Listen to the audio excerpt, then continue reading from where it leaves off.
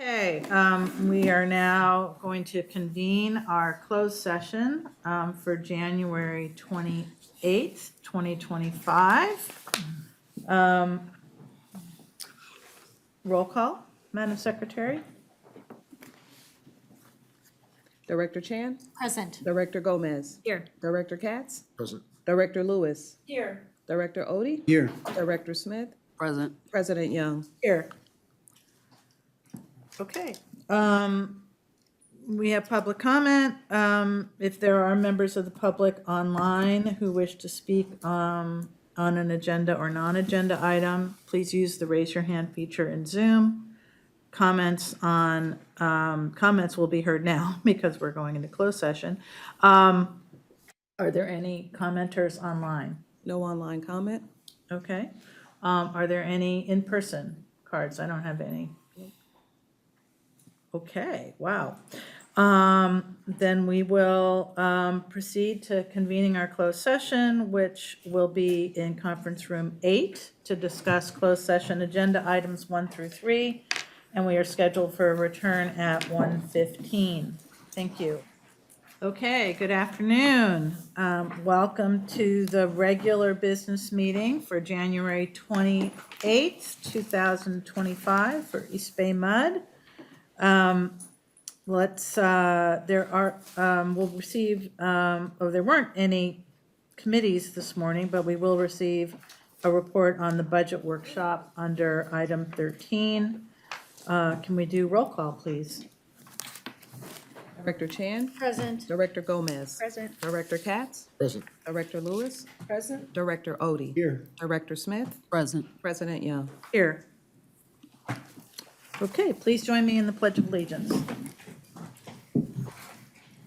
I pledge allegiance to the flag of the United States of America and to the republic for which it stands, one nation, under God, indivisible, with liberty and justice for all. Okay,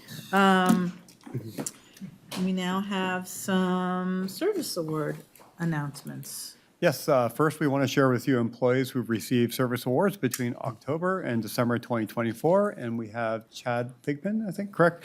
Our Senior Human Resources Analyst here to share the presentation with you. And I believe we have some of the recipients in the room as well. So Chad, take it away.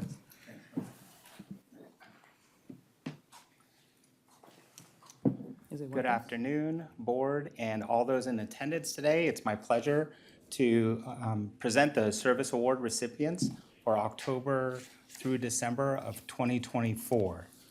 I just want to recognize right off the bat that their years of service here really reflects their commitment and loyalty to the district.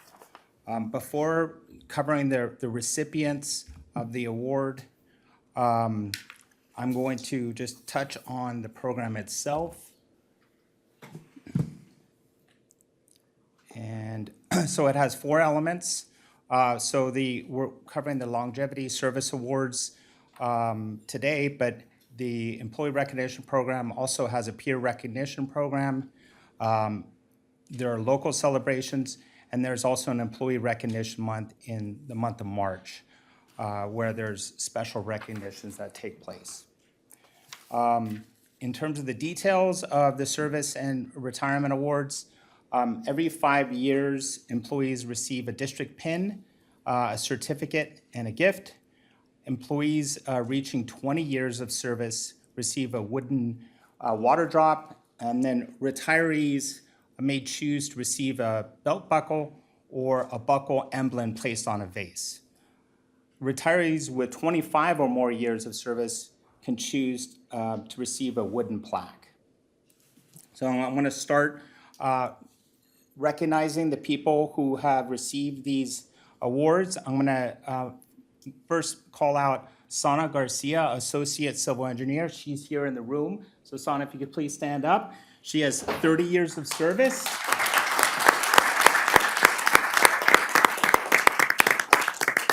Thank you, Sana, for your service. Congratulations. I also want to obviously recognize Mark Shearer, Water Reclamation Operator with 40 years of service. And then Sandra Chu, Human Resources Analyst 2 with 35 years of service. And you can see here a picture of Sana receiving her award from Carlton Chan, her manager. Next, we'll move on to 25 years of service. And you can see here we have 5 people who have received 25 years of service awards. This includes Yvonne Apodaca, heavy equipment operator, Queenie Chan, accounting and financial systems analyst, Mai Win, information system support analyst 2, Chris Plowman, paving crew foreman, and then Gabriel Silva.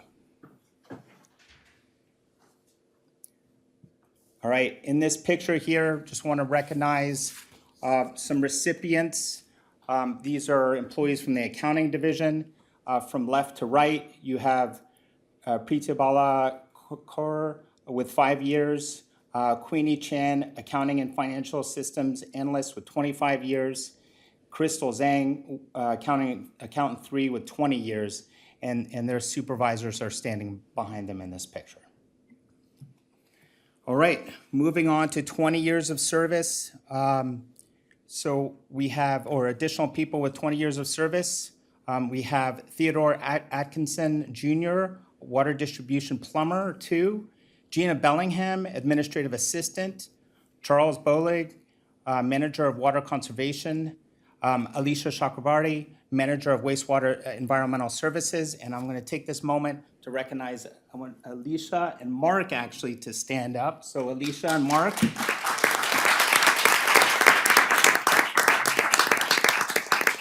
Thank you for your 20 years of service here at the district. Appreciate it. Alicia is manager of wastewater environmental services, and Mark Chen is an assistant engineer. Thank you again. Congrats.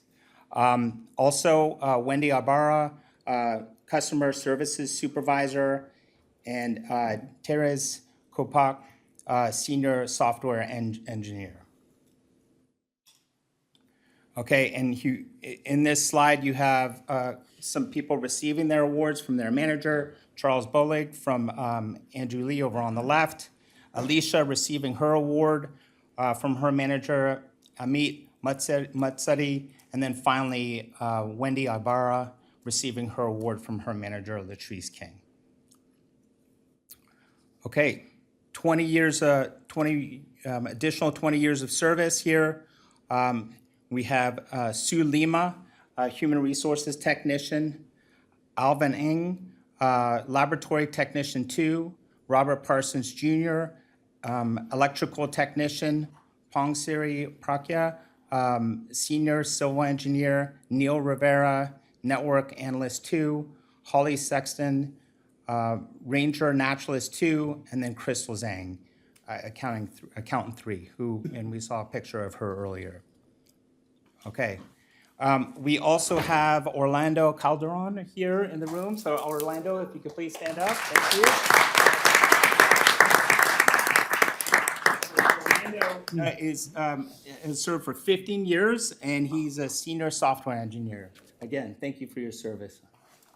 Also want to recognize Michael Condon, plant maintenance mechanic, and Joel Munez,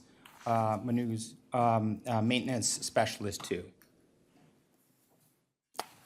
Maintenance specialist 3, excuse me. All right, so 10 years of service. So we actually have about 60 people who have received either 10 or 5 years of service. So my plan was to display the names and give you a chance to review the names, and I will call people out if they are present either on Zoom or in the boardroom.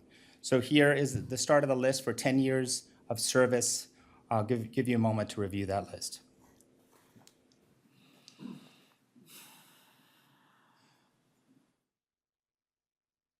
So the list continues here.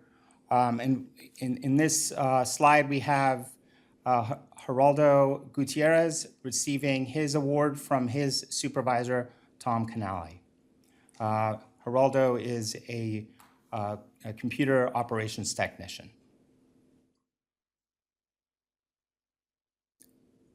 And the list continues for 10 years of service.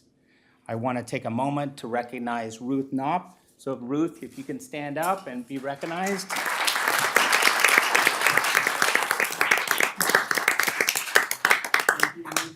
For your 10 years of service. Really appreciate it. Ruth is a senior administrative clerk. Right.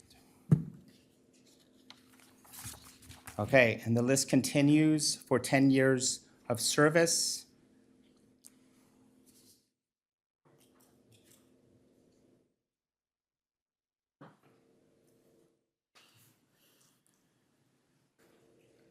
And this rounds out the 10 years of service. We have Lori Warden, I want to recognize in the room here. So Lori, if you can stand up.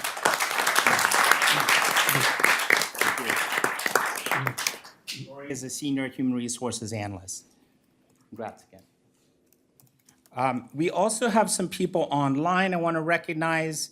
We have Craig Smith, who's a senior water treatment operator, and Kyle Terry, who is an instrument technician. So if you're out there, we want to recognize you, Craig and Kyle, for your 10 years of service.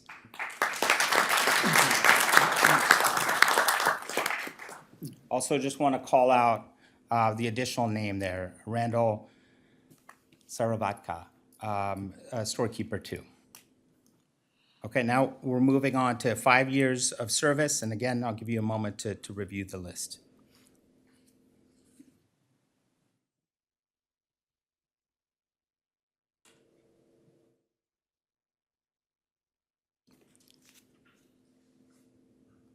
Okay, and the list continues, and at the top of the list, we have Samuel Gambino Jr. And Samuel, if you can stand up, please.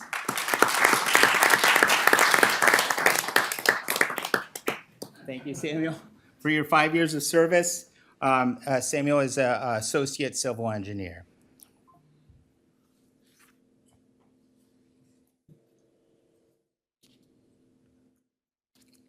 And here's a picture of Samuel with his award. And over on the right, we have Daniel Jones receiving his 5-year award from his supervisor, Bill Maggiore. And the list continues for 5 years of service.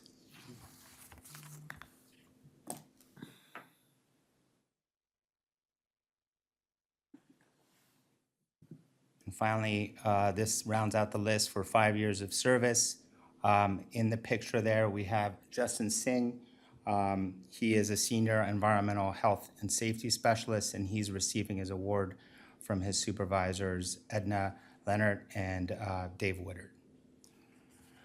So that completes the list. I just want to take a moment once again and just really thank those who have provided this service. Again, it shows the loyalty and commitment you have to this district. So thank you again, and congratulations.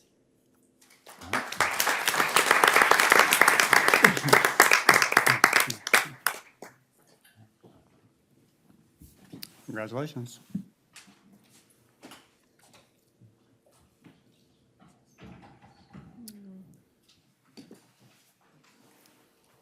So next, we have a recognition of Black History Month and the Black Employee Network, and I'd like to pass it on to Director Smith.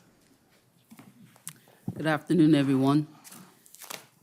The Black Employee Network, or BEN, formerly known as the Black History Committee, has been a vital part of the district since its establishment in 1994. BEN's mission is to celebrate African American heritage, foster inclusion and visibility, and support the advancement of employees who identify as Black, African American, or are of African descent. The Board of Directors, management, and staff have supported BEN's efforts over the years. BEN plays a critical role in positively representing the district in the communities we serve and in educating others about the contributions of African Americans and the significance of Black history. In honor of Black History Month, BEN has planned a series of events centered around the 2025 national theme, African Americans and Labor.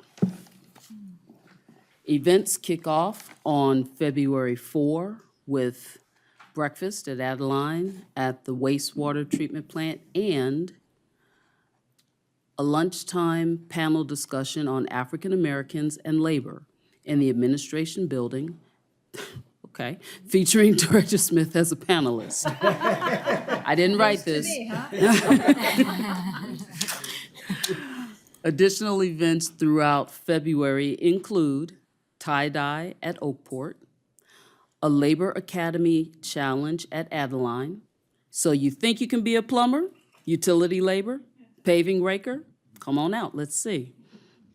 Presentations at the yards, a crew challenge where district crews will compete to test their knowledge about this year's national theme, with winners receiving a crew breakfast or lunch. The annual Mary Parker Domino Tournament, annual vendor fair, and members of Ben will be representing the district in the Black Joy Parade on Sunday, February 23. Keep an eye out for event flyers and emails in the coming weeks. We, the Board of Directors, extend our gratitude to the Black Employee Network for their dedication and contributions. We encourage all employees to support Ben's efforts and participate in the celebration of Black History Month. Together, we can honor the rich heritage of African Americans and celebrate the important role that they play in our history, our community, and our workforce. Thank you for your attention.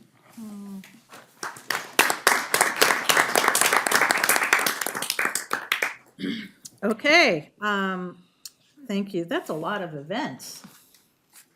That's a lot, yeah, it's a lot. Next up is announcing board assignments for committees, joint powers, authorities, and associations. Those proposed assignments were included in your agenda materials. Hopefully you've all seen them, and if there are any questions, are there any questions or comments on the proposed assignments before we take a voice vote to accept them? I do have a comment. Yes. So I welcome additional board members interested in joining the liaison committee with the East Bay Regional Parks District. I've served on that committee for most of my time on the board and am interested in continuing in that role. The Parks District has sometimes come to that committee, both members and their alternates. So currently I'm proposed to be in an alternate role. If we continue in that way, I would be interested in attending as an alternate, as the Of Parks course. District board members have done. So just wanted to. All alternates share are free and welcome to attend all the meetings that they're designated as alternates for. Of course. So I just wanted to share that in case that was helpful information to colleagues, if any of you were desiring to be the alternate and wanted to swap. But otherwise, this is a great committee, and I really hope the Parks District resumes our meetings.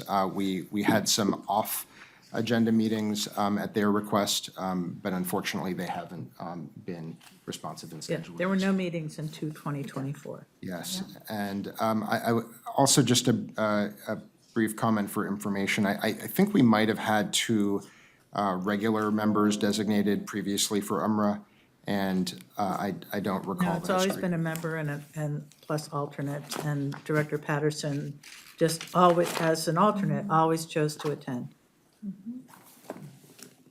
That's correct, Director, Secretary Cole. This was challenging, I have to say, to figure out how to slot everybody. But I tried to get everybody at least one of their number one choices and sort of spread the responsibilities. Can I say, I think you did a great job. Thank you. Yeah. I had a little bit of a hard time interpreting what X's meant. That was challenging, but get clarification on that. That was you and Andy that did that. Okay. I need a motion to adopt the committee assignments. I'll move. I'll second. Okay, Director Chan made the motion, Director Gomez seconds, all in favor? Aye. Opposed? Abstain? Okay, these are the assignments. They go into place at our next meeting, or the next meeting of that entity.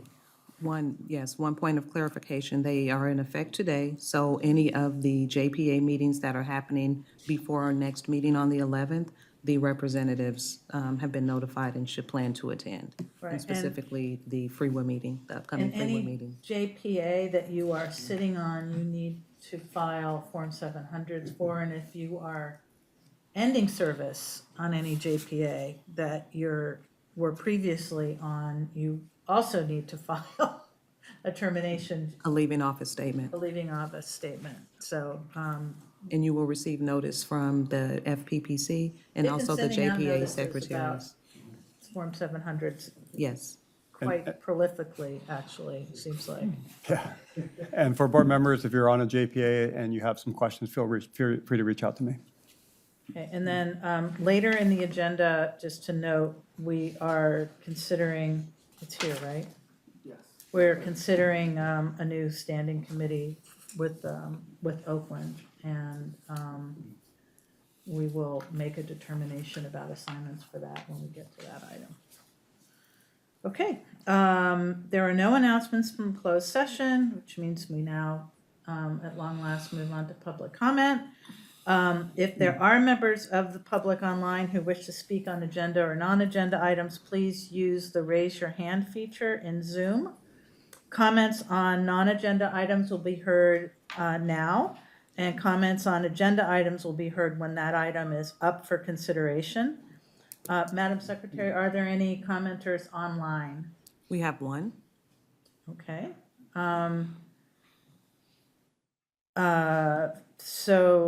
Looks like we have George Cleveland online for public comment, and I'm sure, George, that you are well familiar with the rules, but I'm going to say them anyway. When prompted, please state your name, affiliation, and if applicable, the topic that you wish to refer to. Please refrain from sharing personal information such as addresses or phone numbers. We'll get this from you later if we need it. The secretary will call you when your time is there, and you have 3 minutes to speak. I have discretion to amend this time, but don't see any reason to today. The secretary will track time and inform each speaker when their allotted time has concluded. So with that, George, you should be able to unmute your mic, and your 3 minutes start now. Thank you, Risha. Good afternoon, everyone. I'm George Cleveland. I'm a district retiree. And when I was about to retire back in October 2023, after many years of district service and in ASME Local 2019 union leadership, I visited some of the departments I worked with to say goodbye. At the contact center, one of the customer service representatives pulled me aside and told me about the many problems in the department. Because I was retiring, I couldn't do anything to help. In my retirement, I serve as a consultant for Local 2019. And in March of 2024, I was given some information. So I came to the board meeting and read an item that was originally posted online at Glassdoor. It's a service that's like LinkedIn, detailing the contact center problems. The district responded by hiring a consultant to investigate the issues.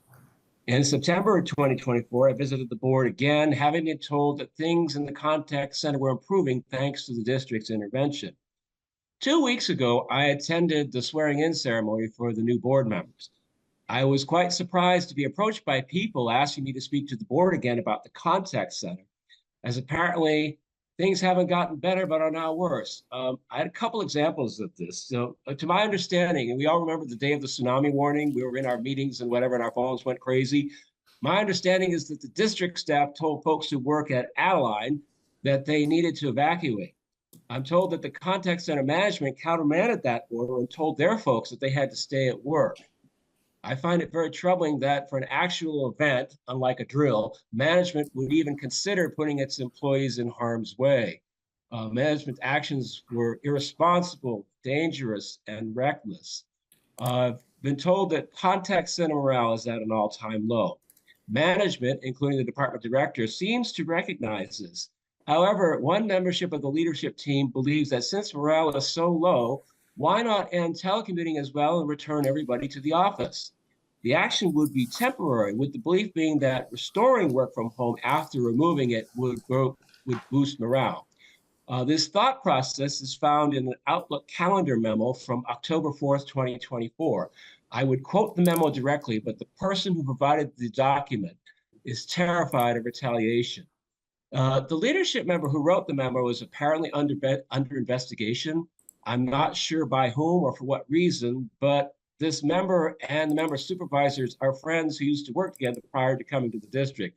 So that supervisor asked to investigate this employee should be precluded from any investigation because it's a conflict of interest. The contact center employees are tired, frustrated, and demoralized. I saw this a few months ago at an offsite gathering. Upper management needs to be reined in. As they are at will employees, it might get to the point where the board directs the general manager to tell the department director, it's you or the manager, your choice. That is drastic, but it might be the only way to fix the problem and restore the employees' trust based on how the department is trending downward. One other thing, I advised some George, board members that you I need would to speak to this. start wrapping I'm up, almost please. there. I'm George, can almost you there. please wrap up your comments? I'm getting there. I timed this and your timer is off from mine. Just wanted to let you know that somebody told me that the district was preparing for my appearance at this board meeting. I don't know what that means, but it's strange. I'm a ratepayer, I'm a private citizen, I'm a district retiree, and I find that comment odd. So thank you for listening. Thank you, George. I'm aware of some of the issues you raised. I'll prepare a memo and provide an update to the board. Thank you.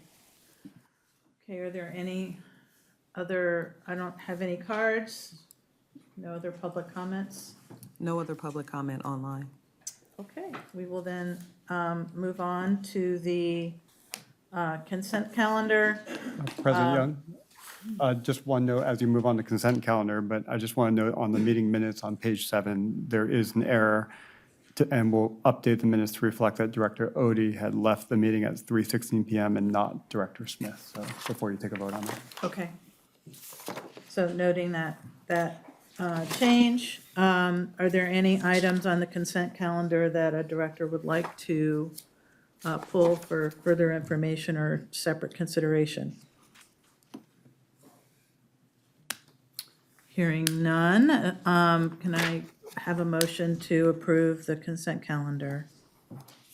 So moved. Second. Moved by Director Katz, seconded by Director Odie, to move consent calendar items 1 to 9, or 1 to 9. All those in favor? Aye. Opposed? Nay. Everybody's good, okay. We're gonna go to determination and discussion, starting with item 10, which is in reference to the standing committee that, new standing committee that we referred to, and want to actually thank Director Odie for this suggestion. It's an excellent one. Yes, so the City of Oakland is the largest city in our service area and is represented by 4 board members. And so as President Young noted, last year, Director Odie suggested creating a liaison committee similar to the EBMUD, East Bay Regional Park District Liaison Committee, to assist with collaboration and relationship building between East Bay MUD and Oakland. At that time, late last year, I had a chance to speak with Oakland City Administrator, and he supports the formation of this committee. If you approve this formation of this committee today, establishing this committee, I'll reach out to the City of Oakland to reconfirm their interest. And we have 2 items for you first. Before I do that, first is item 10.1, and that is to see if the board is interested in establishing this committee. So we'll take these items one at a time and maybe start Yep. with that first.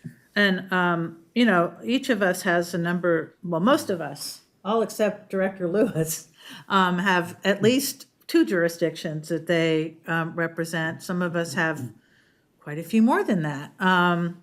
And so we we become the, sort of designated liaison to that entity.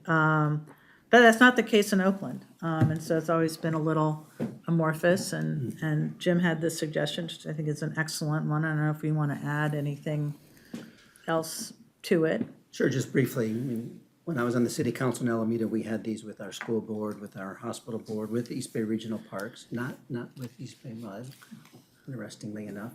But they were super useful and helpful, especially when sometimes, maybe our general manager wants to communicate something with the city and is not getting a response. Sometimes having an elected to elected conversation helps on some of these things. And I think Director Katz also spoke earlier about how valuable the East Bay Regional Park Liaison Committee is. So given there's 4 of us that, share the city of Oakland, the largest city in our agency, I thought it would be something to do, and that would help improve relations between our agency and the city. Okay, can we get a motion on, unless there's other, is that a hand raised, Valerie? Well, I just also want to support this, but I think all the important and pertinent terms and issues have been covered, so. Andy? Yeah, I think it's great to be coordinating about how do we improve our communication with the city of Oakland and, through a elected official liaison committee meeting that, that can help. From experience watching how the Parks Liaison Committee works, it structures an opportunity for the elected officials to have the same conversation at the same time, helps the staff at both agencies follow that joint conversation. To the extent that it is a downside, it can be restrictive in terms of scheduling. It can sometimes contribute to delay of things, and it's important because we have to have noticed meetings scheduled around all of the committee members. And if we do end up in a situation where there's something more urgent, we might need to have some internal sense of guidance to remain in compliance with the Brown Act. So my reservation is how are we nimble when something urgent is happening? But really what I would hope is that we are able to use this committee to have a proactive agenda because we have a number of opportunities for collaboration. So let's give this a try. And I'll save my comment for how many of what type because I've looked at Oakland's committee structure and we might want to. I have a proposal for that, but as well, and maybe others do. The other thing I would say is that we've managed to do everything we need to do with Oakland without one, so I don't think of this as a value add, not something that should stand in the way of getting anything accomplished. So I need a motion, I'll move. a second. I'll second. Okay, moved by Director Chan, seconded by Director Odie. All those in favor? Aye. Opposed? Abstain? Okay, by unanimously adopted. On item 10.2, there are a number of, we're considering, it may be that, Oakland wants to have set up a certain way. My predilection, since I think there's probably a case for each of us to make to want to be on this committee, is that we basically do it by random this first time around with 2 primary members and 2 alternates, making it possible for, again, everybody to attend the meeting should they so choose, and providing a level of flexibility for scheduling that enables 2 of us to be able to make the meeting regardless. So that's my suggestion, but I'm open to other thoughts. And I would actually defer to Director Lewis, who, unlike the rest of us, doesn't have more than one city but she also did not select this committee as one of her choices. So that's why I sort of left it a little bit open, but Well, I was gonna say, I'm gonna follow my sword as an oversight if that's what happened, but I would like to at least ask for the board's consideration, given that my district by and large encompasses. Well, The not city by of and large, completely, only, and Right. it's the A only little bit, district a that little is bit, just one in other- Oakland. Yeah, a little bit, one other. Okay, well, so Director Lewis, and then if we could do a random, if we were going by population size, it would be me. So, yeah, if I'm recognized, yeah, I'll say that your proposal, President Young's proposal is a good starting point. I would also agree that Director Lewis should be exempted from the random draw and should be presumed to be on the committee, as she stated she's willing. It wasn't on the menu because we hadn't was. agreed to. It was on missed the this menu. too. I did too. I thought we had a Oakland, no, we, It was on the menu. s- It was there.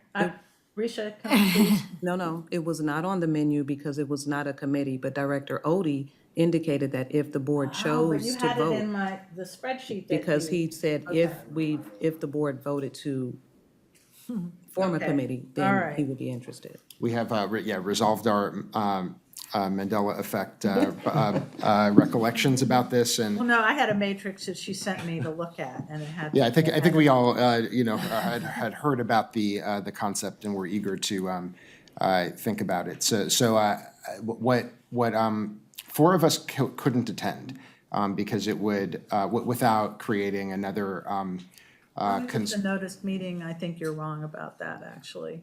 So, yeah, to complete the sentence, it was without having the secretary notice that meeting as a meeting of the full board.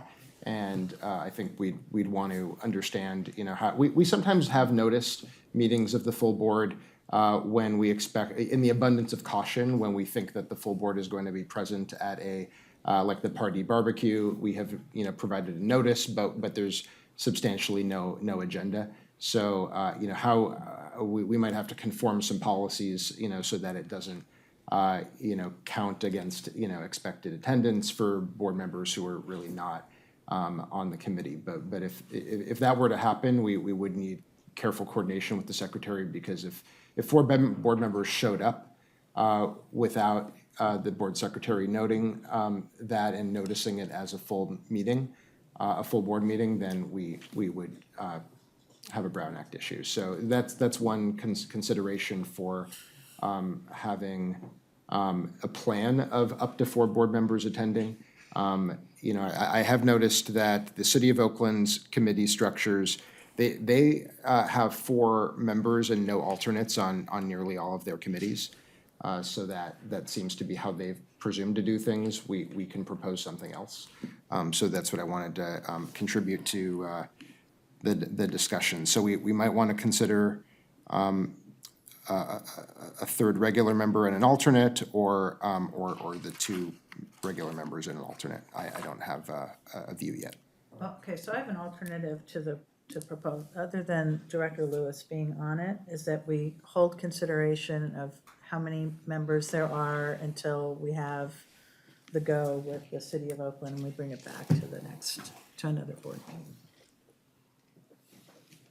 I was just gonna add, although it's been said, I would agree that Director Lewis should be primary lead, since she predominantly has Oakland in her ward.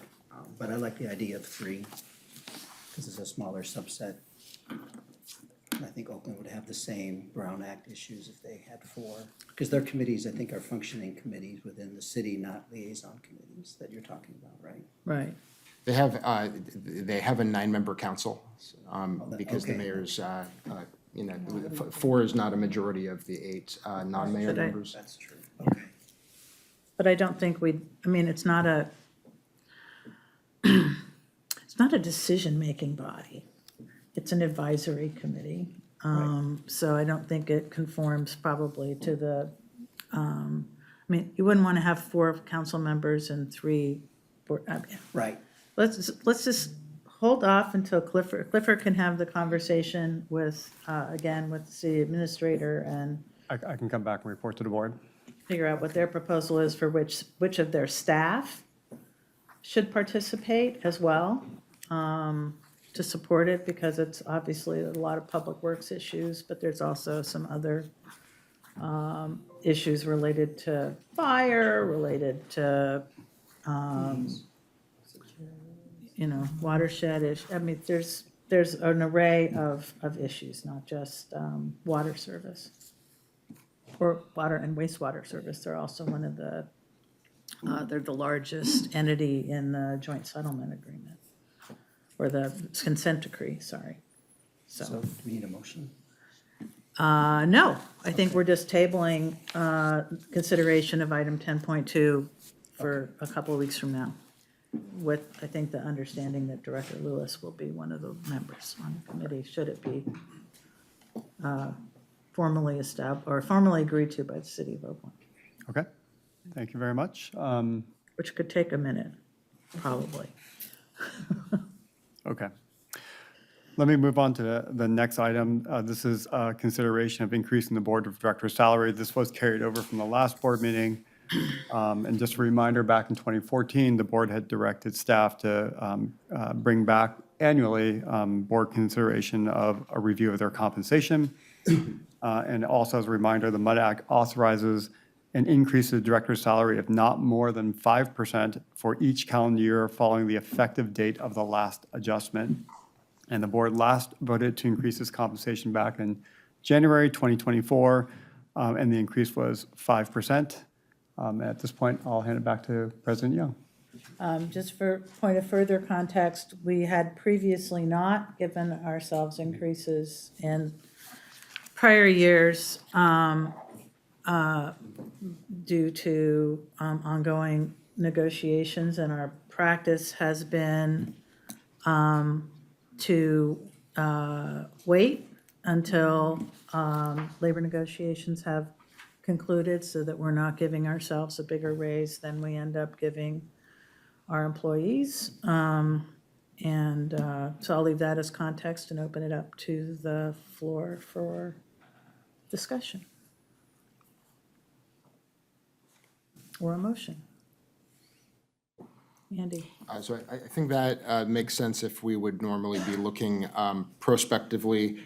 If we're looking retrospectively, then we would be looking at the 3.4 number that district staff received in April 2024, not the 5%. That would be the legal maximum.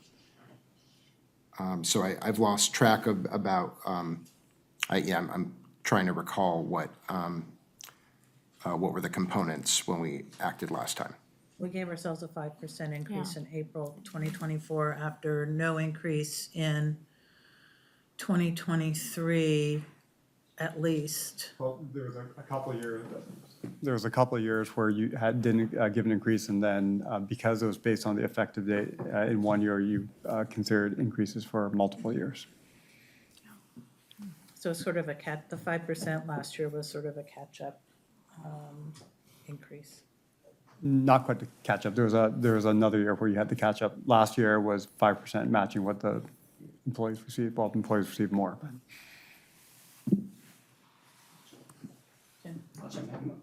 My preference is to defer this until after bargaining is complete. Want to make that as a motion? I'll make that as a motion. Yeah. Okay, we have a motion and a second. Can you Any confirm further the second? discussion? Can you confirm the second? Director Odie moved, and we'll give it to Joey. Director Smith seconded that we table our decision until after, we can provide ourselves a raise after negotiations are concluded, correct? Is there anything that prevents us from doing it? No, it would just, traditionally, you've done it in the beginning of the year, so it would reset the annual date under which you'd vote for new compensations unless you waited until next January. But otherwise, there'd be nothing preventing you. But we could increase it after negotiations are concluded and have it be retroactive to January. No, you cannot. Could award not, Under the okay. Constitution, California Constitution, you can't award yourselves retroactive pay.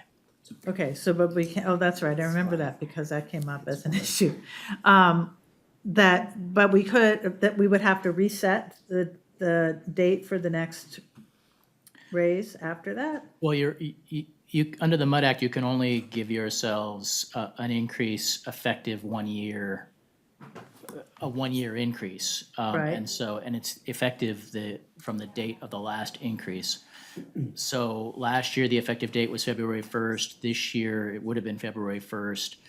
If, for instance, you vote in July to have an increase effective August 1st, then you wouldn't be able to vote for another increase until the next August. following August. Okay, all right. Okay, we have a motion and a second. No further discussion, let's vote. All those in favor? Aye. Opposed? Abstain? Okay. No you. raise. Moving on to the water supply update. So just as a reminder, the water year begins on October 1st, and we start our water supply updates for the board in January. We didn't have our normal first update of the year. We carried that over. I think you're all aware that January has been unusually dry, but there's a potential pattern change. So today we'll review the prior water year, the current state of our water supply, and projections for the remainder of the year. And we have Roberto Cortez, our Manager of Water Operations, to provide the update. Thank you, Clifford. Good afternoon, President Young, board members. I'm surprised that we don't have a big crowd this time like last time. I was hoping to give my first water supply update to all the wonderful people that were here, but We're not having a party afterwards, that's why. that's right. Well, as Clifford mentioned, every year, starting in January through April, we come in front of the board to provide an update on the current conditions of hydrology and water supply. And so we'll touch on that. This afternoon, I will look back. I will look back at water year 2024. How did we do in 2024? I will give you some information on the current conditions. And I will also look forward. What's the remaining of the water year looking like, or at least what we think it's looking like. In a snapshot, in one slide here is water year 2024 in review. You can see there the upper McCallum precipitation. We received 42 inches of rain upcountry. That is, or was, about 88% of average. The snowpack water content was 34 inches. And that was just over average. And I just want to point out the snowpack water content is different than the snowpack itself, right? So the snowpack water content is the amount of water that would be on the ground if that snow would melt. So in this case, we had a lot of snowpack. When that melted, it was 34 inches of equivalent water. In the East Bay, we had about almost 20 inches of rain, 19.9 inches. That was 77% of average. And then the next number here, or the next bullet, total unimpaired runoff, 655,000 acre feet. And I'll talk a little bit about unimpaired, but 1,000 acre feet is just that, 1,000 acre feet. An acre foot, just to put things in perspective, 1 acre foot can supply the water of about 4 homes in the East Bay MUD service area. 655,000 acre feet does a lot. But unimpaired runoff is not exactly everything that we capture in our reservoir. Unimpaired runoff is the amount of water that would enter the river if there was no impairments. Upstream, we have a few dams, a few reservoirs, PG&E.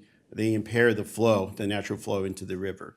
But we measure the river flow at Highway 49 in the McCallum River, and we also take information from the other agencies to figure out how much water would have entered the river had it not been impaired upcountry or up above us. And that's an important number because it provides a reference point for the district where we use that to correlate precipitation, water supply, runoff, and so on. Let's see here. And finally, the end of the water year storage, 600,000 acre feet. So that is the volume of water that was a combined volume of all the reservoirs in our system. We ended up the year full. 630,000 acre feet is a full system. So even though we were just slightly below average on rainfall, we were able to fill our system and meet all of our obligations. Our current water supply. This graph here shows our gross water production. And the red line is our current year, fiscal year 25. You could see a blip there, an increase from January till now. And that's primarily because it's been dry. And so when it's dry, it's not raining, people use a little bit more water. But gross water production is slightly different than demand. Gross water production is what's leaving the water treatment plants. Demand includes losses that are out in the system, real and apparent losses. So it's slightly different. You can see that we use some numbers here. 2024, tracking pretty close to it. 2024, our average gross consumption was 159. We're currently tracking slightly higher than that at 164. Reservoir storage wise, we're still in pretty good shape, despite the fact that January has been fairly dry. Reservoirs are pretty full. We had a good 23, water year 23, so we ended up in a good situation in 24. And so we started off full, and you know, we have plenty of water at this time of the year. Moving on, this kind of puts things in perspective. You can see this is the East Bay precipitation totals for the year. November and December started off great. We had a good amount of rainfall. And then come January, that spigot got turned off. And right now, we're tracking to be the third driest on record in the East Bay. And so it wasn't good. However, I think winter is coming back. There is some rain in the forecast this weekend, and the next 14 days seem promising as well. So hopefully that spigot gets back opened back up, and we can recover for the rest of the year.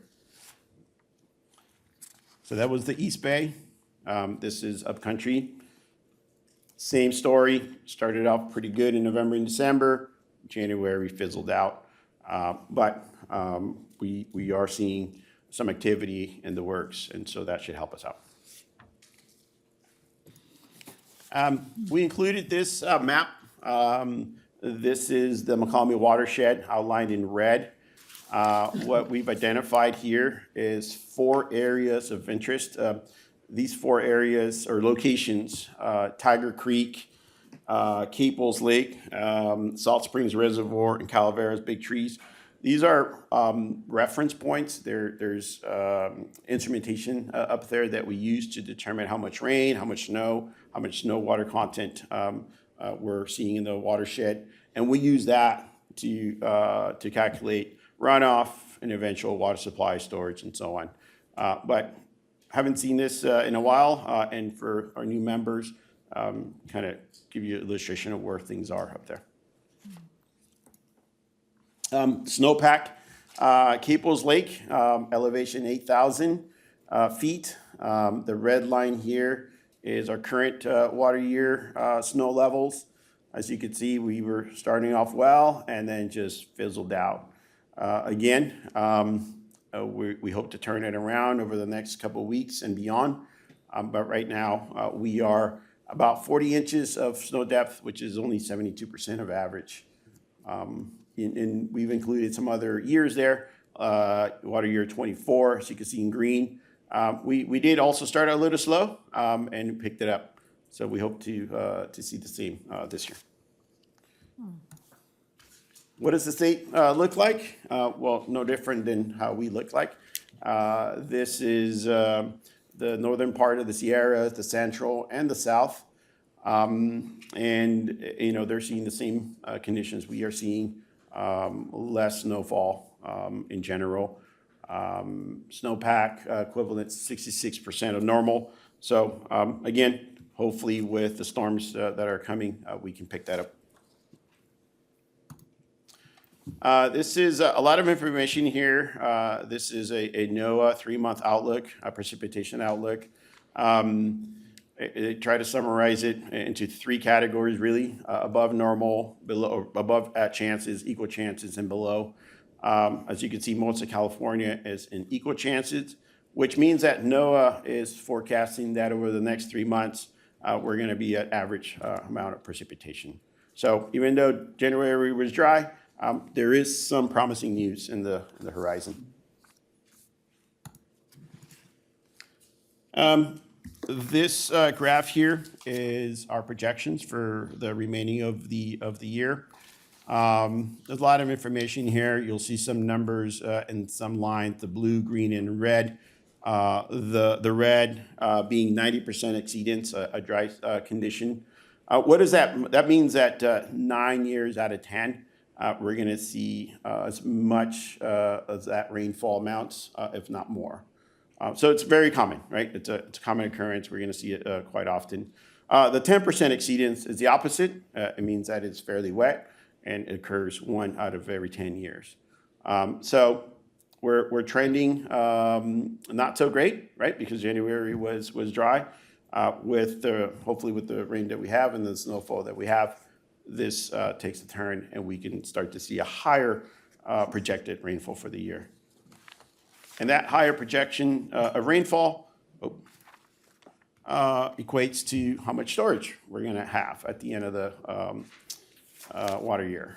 So right now, if we get no more rain or just a little bit more rain and we meet that 90% exceedance number, we will end up the year with about 510,000 acre feet of water, total water storage in our reservoir, which is, not the greatest, but also not something to be concerned about today. It doesn't trigger us into stage 0 Correct. drought Yeah. conditions, right? Right.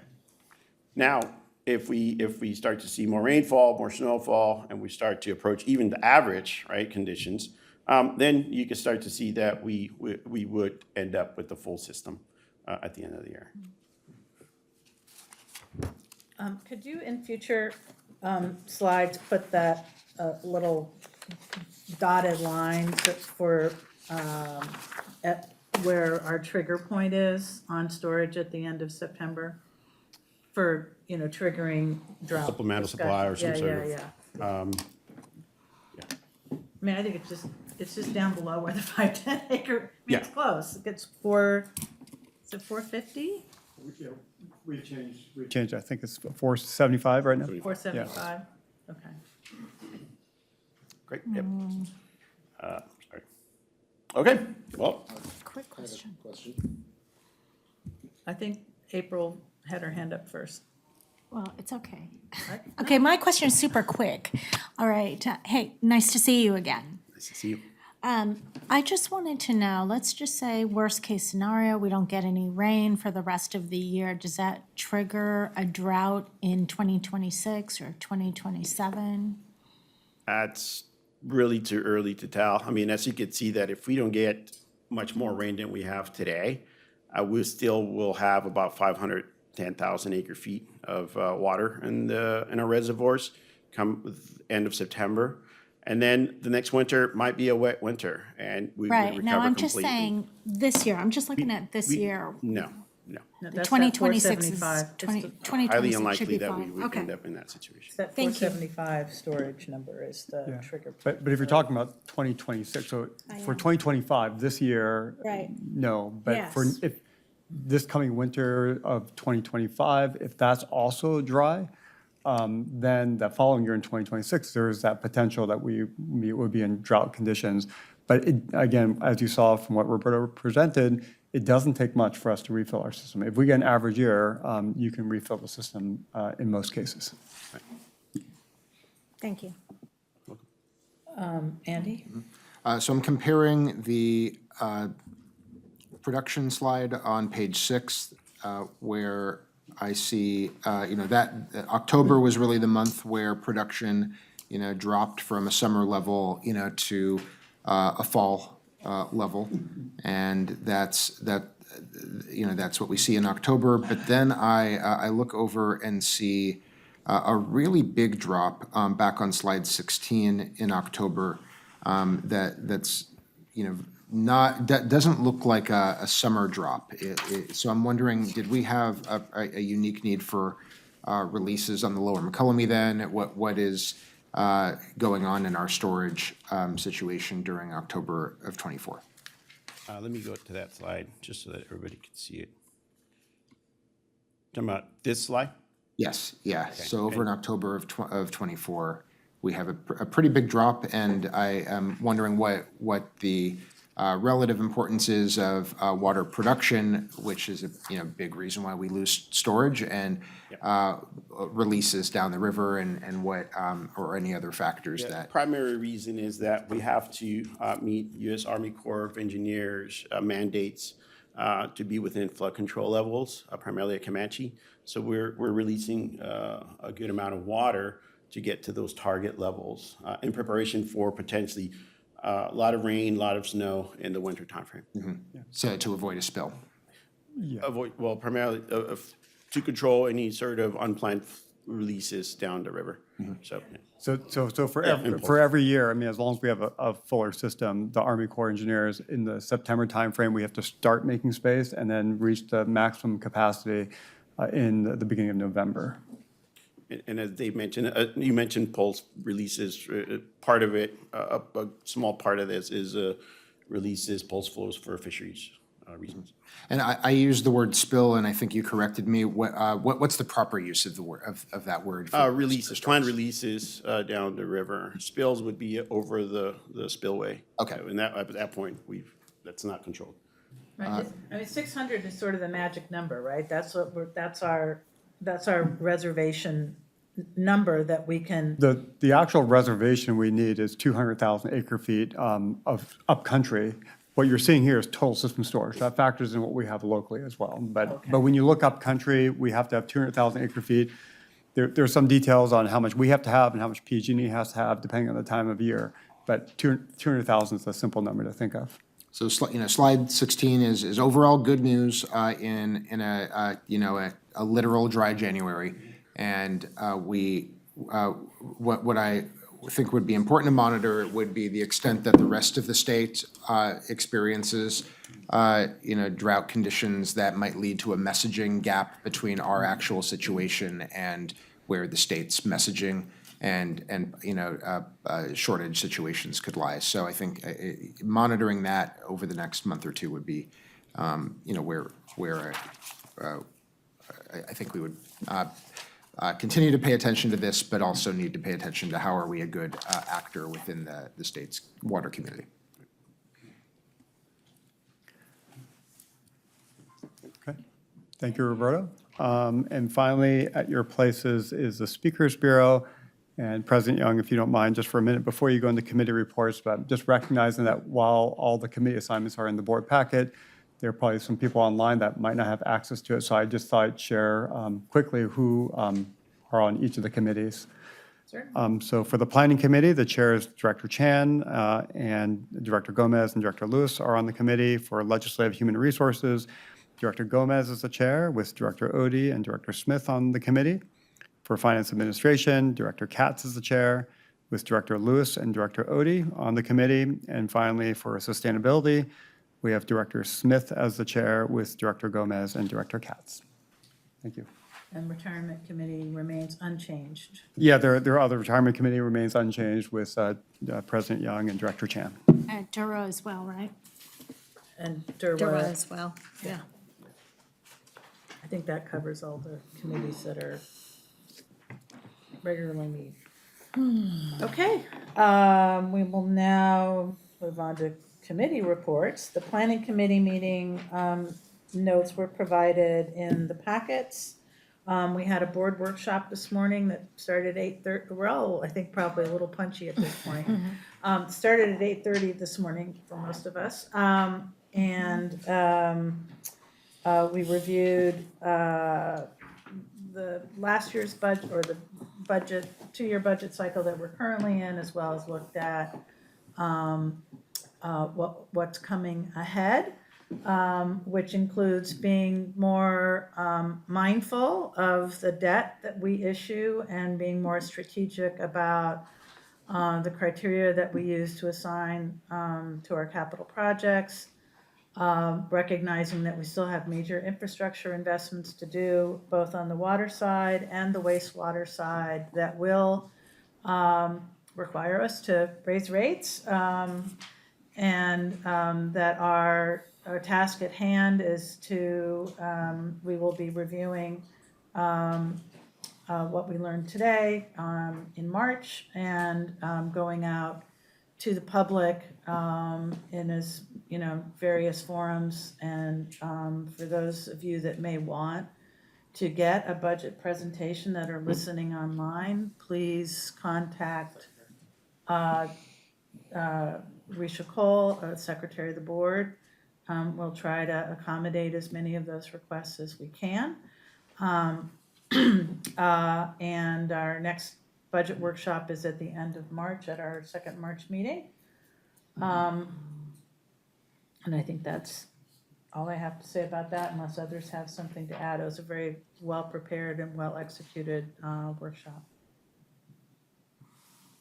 Okay, we will now, are there any other items for future consideration that members would like to raise? If you do have items for future consideration that you would like to see on the agenda, please forward those to myself and the general manager. Slight change. And now we'll move on to item 15, which is director comments. Please, if you have attended any meetings or other events in the past couple weeks, please submit a report to the secretary in writing, or you can make your comments verbally here and now. I have Director Odie and then Director Gomez. We can go Go first. like that, okay. So in lieu of doing a written report, I thought I would just do a verbal one right now, although I can also do a written one. But basically, I was very excited to attend the East Bay Leadership Council Water and Environment Task Force on the 21st of January, where I met Eileen White, a former East Bay MUD staffer, who's now the executive director of the San Francisco Regional Water Control Board. And it was very pleasant to hear that we are held in high esteem for the work that we've been doing ahead of time for the nutrient permits. So that was very good to hear. I also attended on the 24th, the UMRA Upper Snoqualmie River Watershed Authority meeting. And I am so proud of the forest health work that's going on up there. We have already treated 2,000 acres of forest for fire resilience and just forest health in general, and we're slated to do 4,000 acres in the year to come and more every year. So it's really quite an endeavor, and we could be very proud of that work. And then lastly, I'm honored to participate in the WELL Fellowship. It's a Water Education for Latino Leaders Fellowship. I attended the Coachella session in early January and got to see firsthand the differences between access to clean drinking water between our territory and the Coachella Valley, meeting a family who was literally not having potable drinking water. It was contaminated by arsenic. Anyway, it was very touching and very impactful. So I thought I would share that with the board. Thank you. I guess we left off the UMRA report from the committee reports. Thank you for bringing that forward. Director Odie. Thank you. I just want to point out on the 18th, I had the honor of my first public appearance in this role at the opening ceremony of the Oakland Chinatown Chamber of Commerce New Year's Bazaar. So today is the New Year's Eve of the Lunar New Year, right? So tomorrow's the New Year. I was honored to be on stage with Director Chan and her cute little puppy dressed up for the occasion, so that was kind of nice. Thank you for making the trek out here, and our general manager made remarks, and special shout out to Sun Quan, who I think translated the whole event, so he did an amazing job. Honored to have him as an employee. So one of the first of many Lunar New Year events that we have here in our district. Yes. I wanted to say that I really enjoyed the event with you, Jim, and I guess one of us needs to say gung hai fat choi, right? Which means I prefer the English version, which is I hope you get rich. So to everybody, I hope you get rich in 2025. You're passing out red envelopes, Yeah, where's my, I'm not trying to get you rich, I just hope you get rich. 700. Any other reports? Yes, Director Lewis. Yeah, I don't know if this is an actual report, but I did during Martin Luther King weekend in an effort to learn more and more about East Bay Mud. I took myself up to the McCollum River and saw the fish hatchery and did 2 of the hikes and was terribly, terribly proud to be standing next to the East Bay Mud signs. I met several employees. I saw the little fish hatch fingerlings and the caviar that spilled up. But it was wonderful, and I just wanted to say again how proud I was and how proud I know all of the people that support East Bay Mud must be.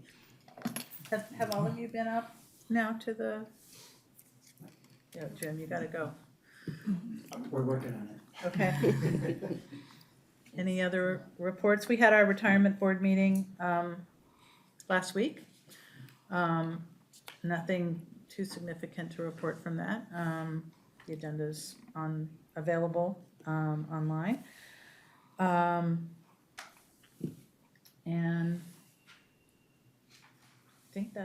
I think that's all there is. We should adjourn in honor of Lunar New Year, the year of the snake. Can I add one thing to your mind? That actually APEA, which is our Asian Pacific Employee Association, will be having their Chinese New Year celebration at the end of February. Normally, everyone is invited. Great. Okay, well, we will now adjourn. Our next regular meeting is Tuesday, February 11th. And we will also be having a special meeting later that week to conduct our board retreat on Thursday, February 13th, which will happen at the Joaquin Miller Community Center in Oakland. Oh, it's not at the Trudeau Center?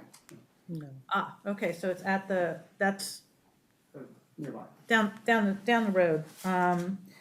In accordance with the Brown Act, that agenda will be posted at least 24 hours in advance of the meeting, and this meeting is now adjourned.